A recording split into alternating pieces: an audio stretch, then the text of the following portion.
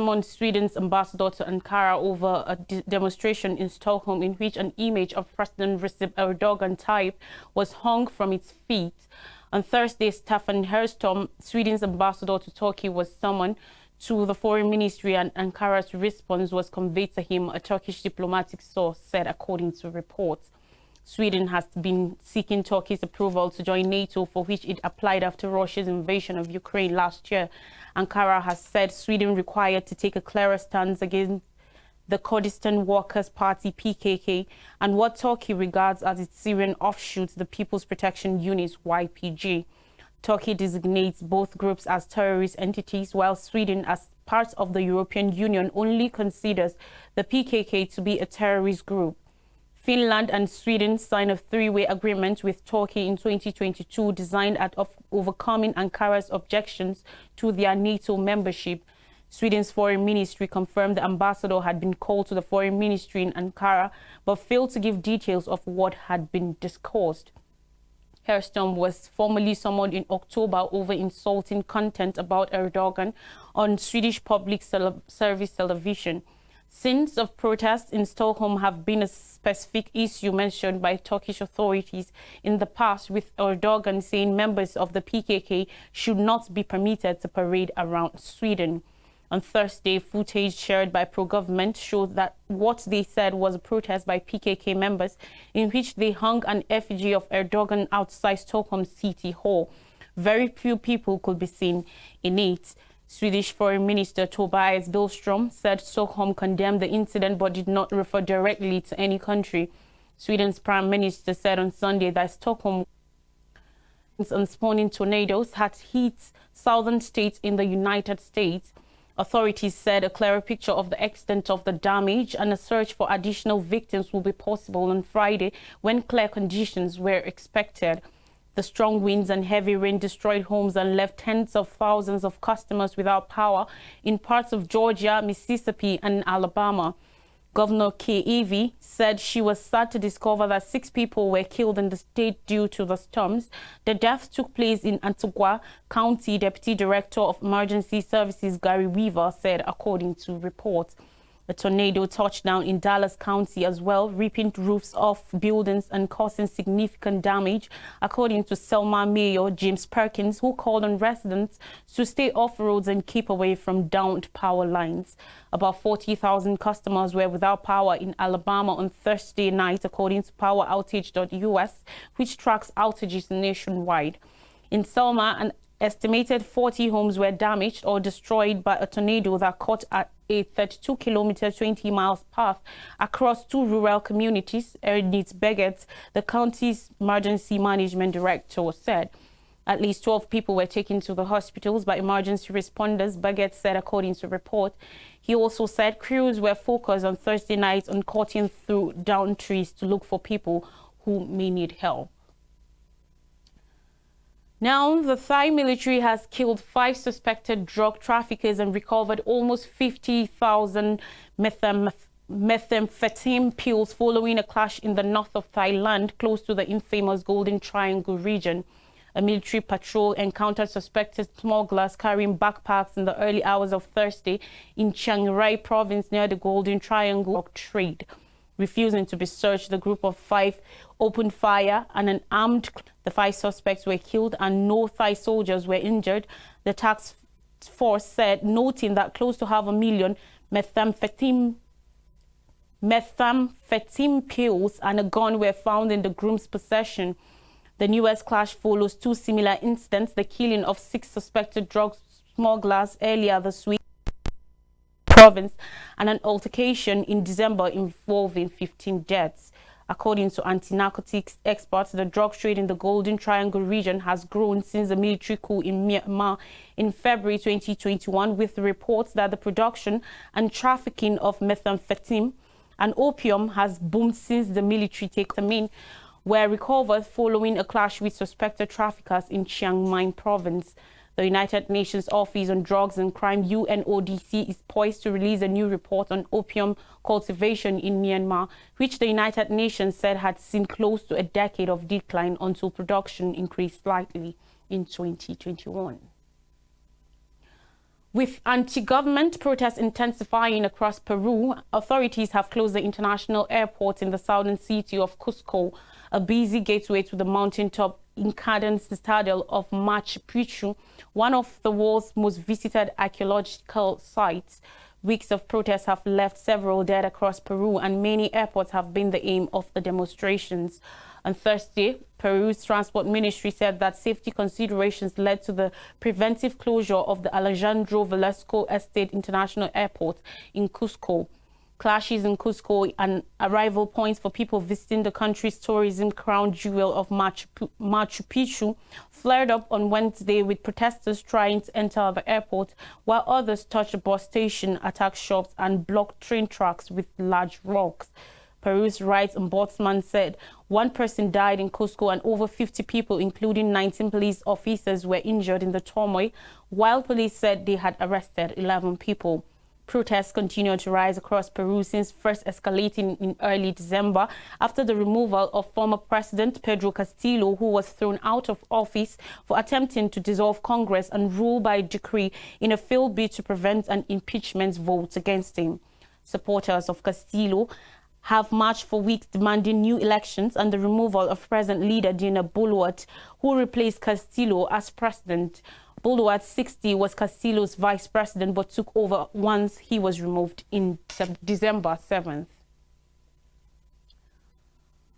Of corroding the territory's rights and freedoms and breaching the international treaty under which the one-time British colony was returned to China, triggering angry reactions from Beijing and Hong Kong. Closely controlled process on security trials as evidence of the decline of Hong Kong's political and civic. Imposed the national security law on Hong Kong in June 2020, following mass protests the year before that sometimes turned violent.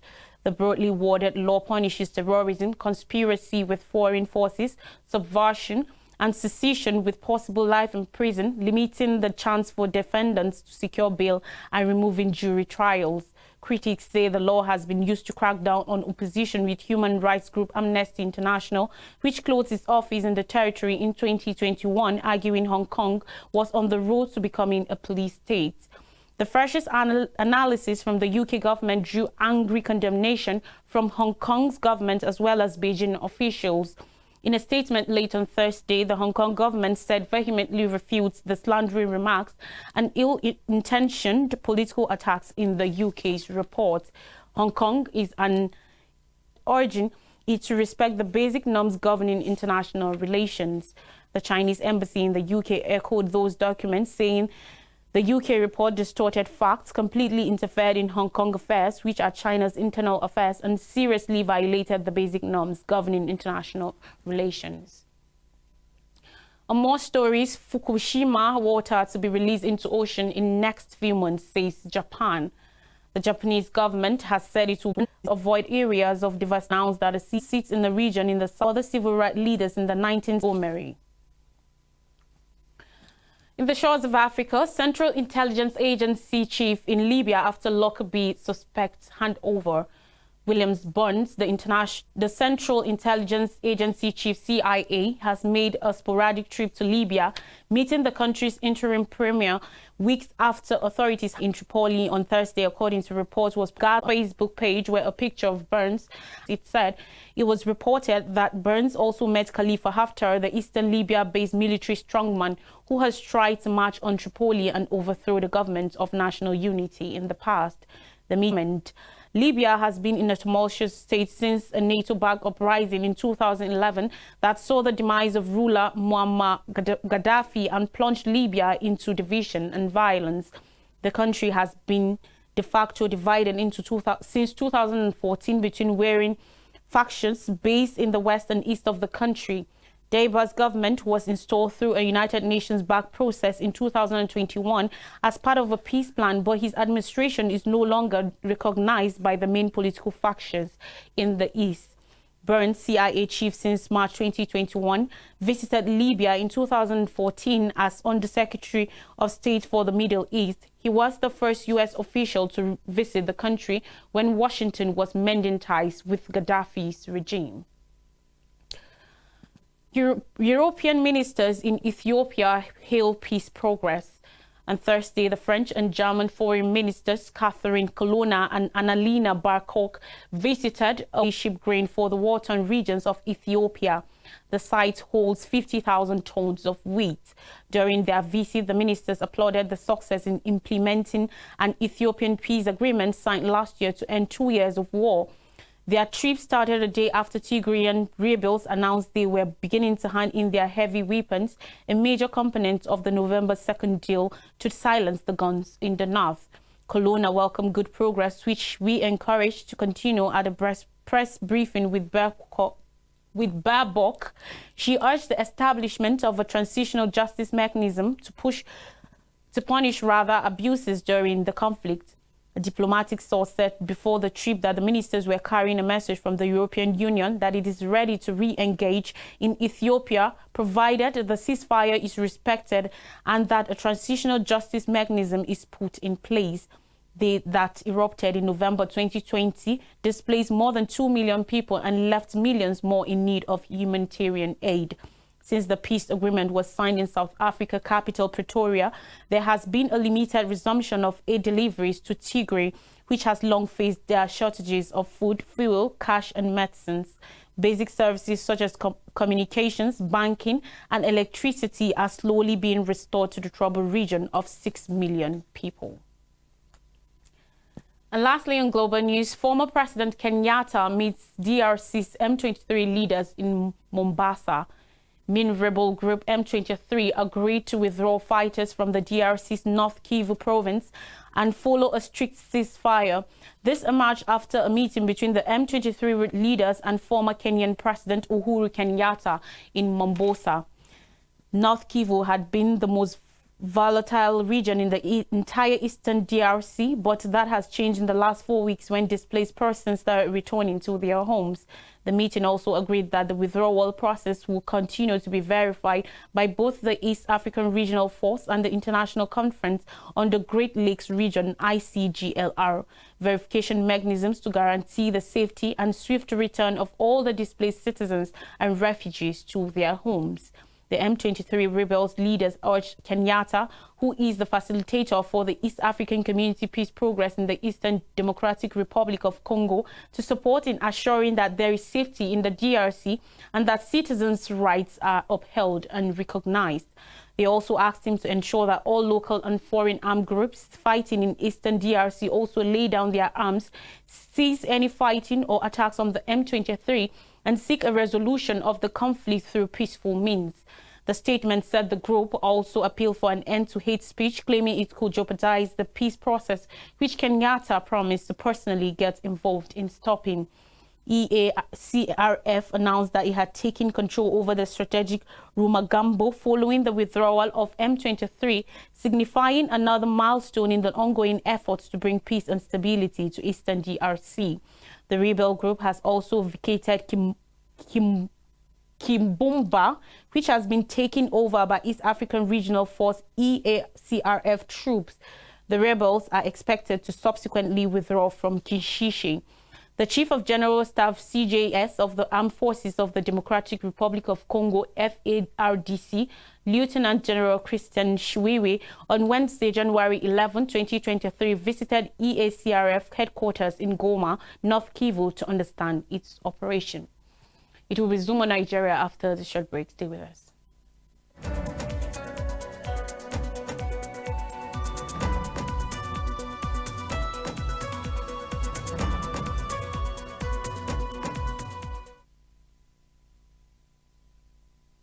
Welcome back to Zoom on Nigeria. We begin with INEC extends deadline for PVC collection.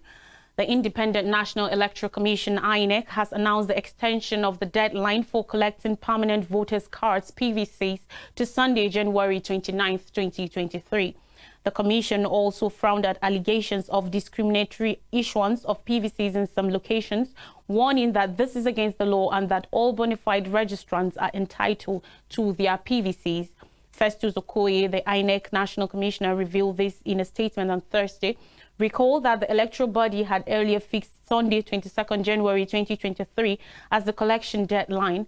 However, following a meeting by INEC on Thursday, it pushed the deadline by 8 days. The The statement further revealed that collection of PVCs at the registration area or ward level is now extended by a week from Monday 16th to Sunday 22nd January 2023. At the same time, collection at the local government level will resume on Monday 23rd to Sunday 29th January 2023. INEC also warned its officials against extorting Nigerians at the PVC collection centers, adding that the commission is already investigating allegations against some staff.